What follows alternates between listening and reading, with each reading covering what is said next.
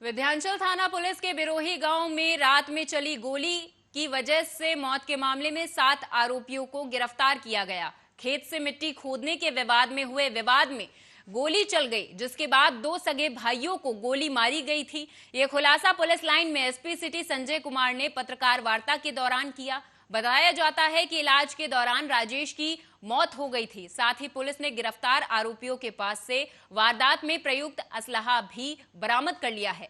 दरअसल विंध्याचल थाना क्षेत्र के बिरोही गांव में रात खेत से मिट्टी खोदने का विरोध करने पर 2 पक्षों में जमकर मारपीट हुई थी। इस दौरान एक पक्ष ने बंदूक से फायर कर दिया और गोली लगने से 2 सगे भाई घायल हो गए। जहां इलाज के वाराणसी के ट्रॉमा सेंटर में 30 वर्षीय राजेश की मौत हो गई थी। जानकारी के अनुसार अब आरोपियों पर गैंगस्टर की कार्रवाई की जाएगी।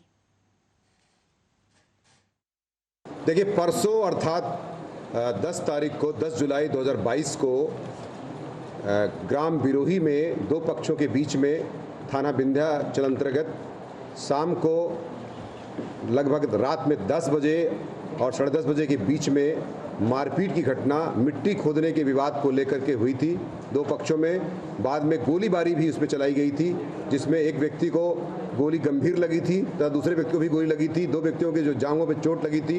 एक व्यक्ति राजेश यादव की बाद में वाराणसी में इलाज के दौरान ट्रॉमा सेंटर में मृत्यु हो जाती है, जिसके आधार पर हमारे थाना विंध्याचल में 120/22, 302, 307, 147, 148, 34 आईपीसी का मुकदमा दर्ज किया जाता है तथा इसमें पुलिस द्वारा त्वरित कार्रवाई करते हुए 8 नामजद मुलजिमों में से 7 की गिरफ्तारी कर ली गई है। तथा इस क्रम में अभी मैं अवगत करा दूं कि चूंकि एक गंभीर मामला है, इसमें एक हत्या का मामला है, इस कारण से इस मामले में कठोरतम कार्रवाई गैंगस्टर मिर्जापुर के अरोरा थाना क्षेत्र के चुनादरी पर सैलानियों के जाने पर रविवार की रात से रोक लगा दी गई। इसके बावजूद चंदौली से घूमने आया आरिफ खान सेल्फी लेते समय पहाड़ से नीचे गिर पड़ा। इसी बीच बचाने के लिए आगे बढ़ा अरमान अंसारी नाम का युवक भी फंस गया।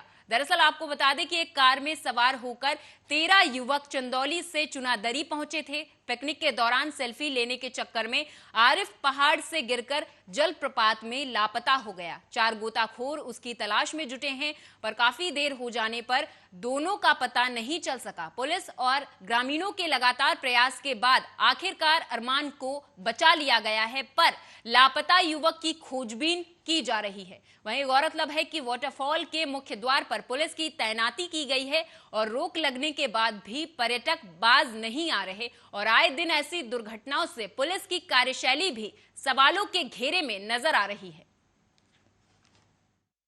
ये हुआ है कि हमारे यहाँ एक सूचना मिली है कि एक लड़का चुनादरी में डूब गया है। ये अपने 5-6 दोस्तों के साथ आया था और यहाँ पे चुनागढ़ी दरी कल घटनाएं हुई थी तो उसको लेकर के पूर्णतः प्रतिबंध लगा दिया गया था, किंतु ये पीछे की साइड से चढ़ के पहाड़ों की साइड से आकर के पहाड़ से नीचे उतरने का प्रयास किया। तो एक लड़का तो सीधे नीचे चला गया, एक लड़का पहाड़ के बीच में रुक गया था। महंगा में एक ही मात्रा नहीं आती, महंगा नहीं होता है, मात्रा हटा दो। दिया गया है और इसको जो है आरिफ को जो डूब गया है उसके लिए हम लोग प्रयास किए। ऊपर से कहीं से पैर फिसल गया और नीचे चला गया। कितने लोग थे साथ में? साथ में 13 लोग आए थे घूमने के लिए। तो कितने लोग डूबे हैं, कितने लोग बचे हैं? 2 लोग थे, मतलब एक लोग जो हमारा भाई था वो फिसल गया उसका पैर, और एक लोग बच गया था, उसका नाम अरमान अंसारी था। और जो डूब गया नहीं डूबा है वो आरिफ खान नाम है और जो बचा उसका नाम अरमान अंसारी है। अब आपको बारिश की जानकारी दे देते हैं। गुजरात और महाराष्ट्र में भारी बारिश जानलेवा साबित होने लगी है। आसमानी आफत में दोनों राज्यों में अब तक 150 लोगों ने जान गंवाई है। गुजरात के अहमदाबाद में सबसे अधिक बुरा हाल है। वहीं सूरत में 6 जिलों में रेड अलर्ट जारी किया है। इस बीच महाराष्ट्र की बात करें तो नागपुर में स्कॉर्पियो बारिश के पानी में बह गई। इसमें 6 लोग सवार थे, 3 के शव मिले हैं, सभी मध्य प्रदेश के रहने वाले थे। वहीं राष्ट्रीय राजधानी दिल्ली की बात करें तो दिल्ली में आसमान बादल छाए हुए हैं, थोड़ी देर में यहां बारिश होने के आसार हैं। महाराष्ट्र के पालघर के वसई इलाके में भूस्खलन की घटना सामने आई है। घरों के क्षतिग्रस्त होने के साथ ही कई लोगों के फंसे होने की आशंका है। अब तक 2 लोगों को बचाया गया है। वहीं पालघर कलेक्टर ने इस पूरे मामले की जानकारी दी है।